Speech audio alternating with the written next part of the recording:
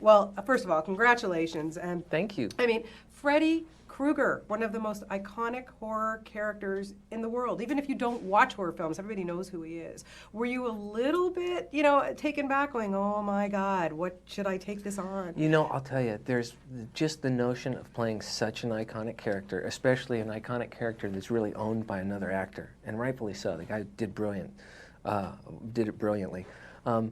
Yeah, it's very daunting, but at the same time, I think what really kind of helped me to play the decision, or to make that decision, it was kind of easy because it was way more exciting, just the notion of like, but it's Freddy Krueger. Yeah, how can you not play Freddy Krueger? So the excitement overweighed the trepidation. Were you a horror fan? Did this play into your growing up watching the original films? A little bit. I mean, I'm not a big horror fan.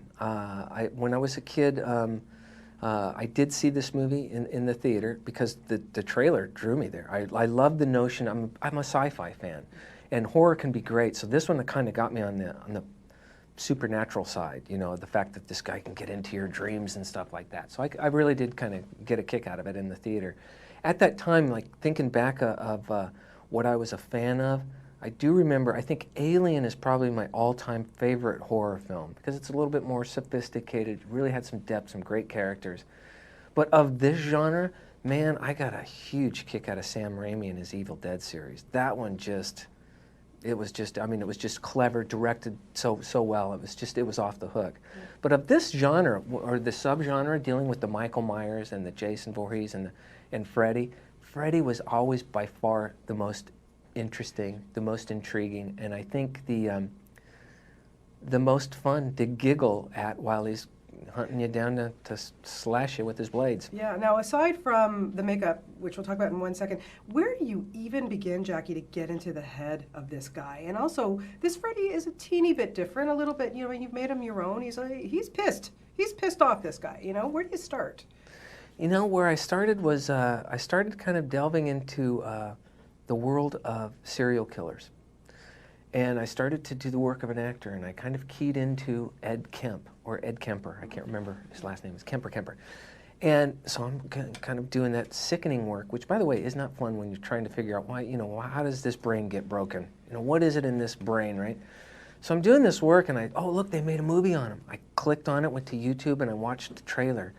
It was a slasher movie, and it pissed me off. And I suddenly realized, okay, wait a second, I'm going down the wrong road. I'm playing a boogeyman. I'm playing a mythological boogeyman, the main character in a campfire story, and that's what I embraced. I mean, I still wanted to, ground him, in a certain kind of way, but man, it was that's what I needed to embrace. Man, I played a monster. This is a horror movie, this is Nightmare on Elm Street, and that's what the job was. Yeah, and talk about torture. Yes, he tortures people, but I don't think anybody was tortured more than you, having to sit through that makeup process. I came to that realization working on the movie. It hit me like a ton of bricks, saying, how ironic. All those years of Nightmare on Elm Street, and Robert Englund was the guy truly being tortured the most. What was that like for you to sit in that chair? What, 4 hours a day? It was brutal, 3.5 hours. It started at 6 hours, and they were still working on like creative decisions. And once they got all that worked out, 3.5 hours in makeup, and it would take an hour just to get out. And that's not including any work on the set. What was your first reaction when you saw yourself made up like that? It was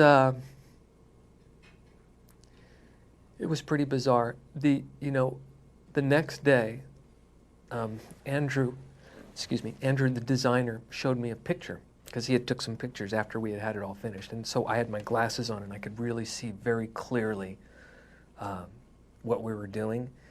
And when I saw it, it made it all worth it. Because I'm telling you, it's like, I can't imagine sitting in that chair if I hated that makeup. So knowing that, like, oh my gosh, look what you guys are doing, this is amazing work, it really made it, a lot easier to sit in that chair knowing that it looked so darn good. Was it important for you to keep away from the rest of the cast just because of the relationship, or, because I was talking to the kids, the other cast members, and they were like, he's such a nice guy. It was so hard to pretend that he was going to kill us, or, what was it like for you in your process, or did that matter, to keep away from them?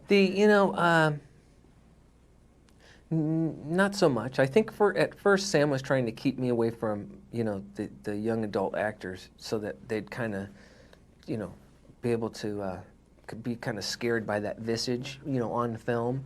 And that worked for a little bit. I think the kids were a little disarmed around me for about 4 or 5 days, and then it was, and then I think they were just kind of feeling sorry for Jackie underneath all of that makeup, you know. And let's talk about the glove. I mean, you have to be careful with that thing. You really do. What was it like putting it on, and were there any, hopefully not any major mishaps? You know, it would take them a couple minutes to get on, so that meant that it had to stay on a long time, because it wasn't just like a snap, pull off, you know. Which would be neat if we do another one. They should design it that way.